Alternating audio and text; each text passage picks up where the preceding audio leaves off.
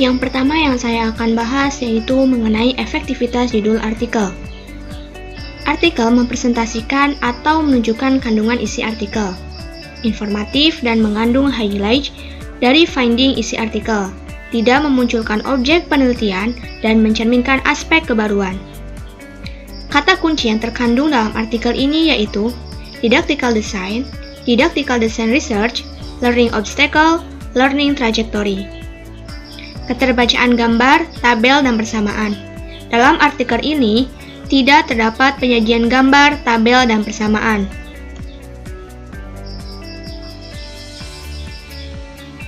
Kandungan abstrak dalam artikel ini, artikel tidak menjelaskan latar belakang pemilihan topik. Tujuan penelitian atau artikel yaitu untuk memperbaiki pembelajaran matematika melalui desain didaktis yang berbasis learning obstacle dan learning trajectory. Metode penelitian yang dilakukan dalam artikel ini yaitu penelitian desain didaktis atau didactical design research dengan pendekatan kualitatif.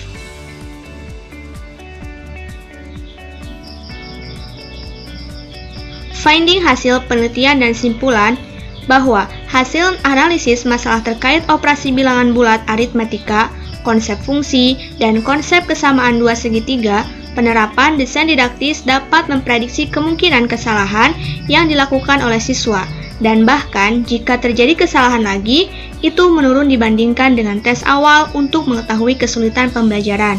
Kondisi ini diperkuat setelah pembelajaran matematika di sekolah berhasil mencapai standar 75%. Implikasinya, subjek penelitian ini yaitu 2 guru matematika, sedangkan objek penelitian adalah buku matematika SMP kelas 7, 8, dan kelas 9 dengan pokok bahasan operasi pada bilangan bulat, fungsi, dan kesebangunan pada segitiga di SMP Percontohan Universitas Pendidikan Indonesia atau Laboratorium School UPI.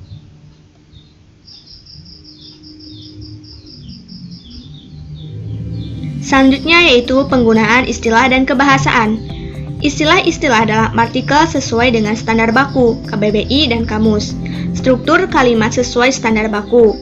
Paragraf tidak berisi hanya satu kalimat dan menggunakan bahasa asing yang dicetak miring atau italik.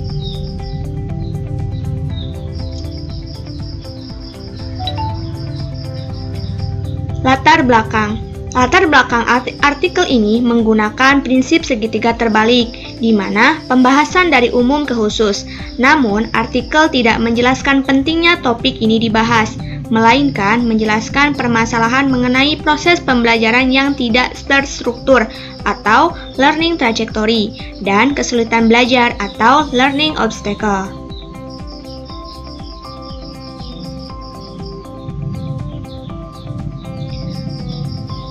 Selanjutnya yaitu kecukupan state of the art.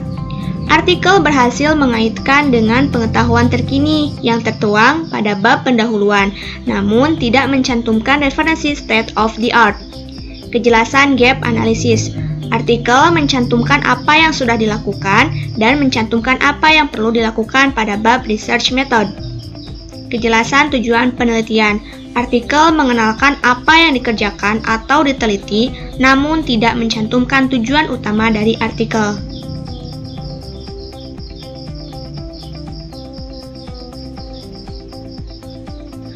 Metode penelitian. Jenis penelitian yang digunakan adalah penelitian desain didaktis atau didactical design research dengan pendekatan kualitatif. Penelitian desain didaktis yang digunakan dalam artikel ini melalui 3 tahapan analisis, yaitu analisis situasi didaktis sebelum pembelajaran yang wujudnya berupa desain didaktis hipotesis termasuk analisis didaktis dan pedagogis atau ADP. Yang kedua, analisis metapedadidaktik, yakni analisis kemampuan guru yang meliputi 3 komponen yang terintegrasi, yaitu kesatuan, fleksibilitas, dan koherensi dalam pembelajaran. Dan tahap ketiga yaitu analisis retrospektif, yakni analisis yang mengaitkan hasil analisis situasi didaktis hipotesis dengan hasil analisis metapedadidaktik.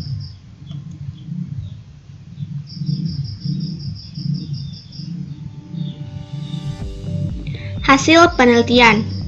Artikel ini mendeskripsikan hasil temuan yang ada berupa deskripsi mengenai hasil penelitian, yaitu analisis learning obstacle konsep operasi pada bilangan bulat, analisis learning obstacle konsep fungsi, analisis learning obstacle konsep kesebangunan pada segitiga, analisis buku pegangan siswa, dan analisis video pembelajaran. Artikel ini tidak menjelaskan keterkaitan dengan konsep-konsep teori yang sudah ada dan tidak menyertakan kesesuaian hasil atau temuan penelitian dengan penelitian-penelitian sebelumnya.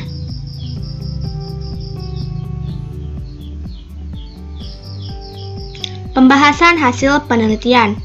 Pembahasan hasil penelitian dalam artikel ini cukup menjawab masalah penelitian, mendukung dan mempertahankan jawaban, menyampaikan proyeksi untuk penelitian lanjutan, yakni tertuang pada akhir pembahasan dengan kalimat, karena itu, penelitian ini dapat diperluas menjadi pendekatan kualitatif.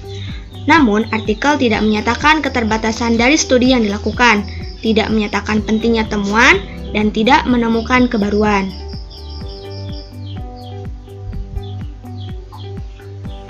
Simpulan artikel cukup menjawab tujuan penelitian atau hipotesis, merangkum semua hasil secara padat, simpulan dibuat narasi, dan tidak menampilkan data pengujian statistika. Simpulan pada artikel tidak ditunjang oleh data-data hasil penelitian yang cukup dan tidak menampilkan hasil utama penelitian.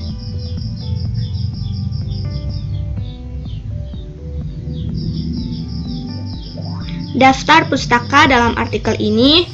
Penulisan konsisten, penulisan telah sesuai dengan APA 6. Nisbah sumber acuan primer, lebih dari 80% menggunakan acuan primer. Derajat kemutahiran atau banyak referensi minimal 10. Dalam artikel ini 50% rujukan mutakhir atau 10 tahun terakhir.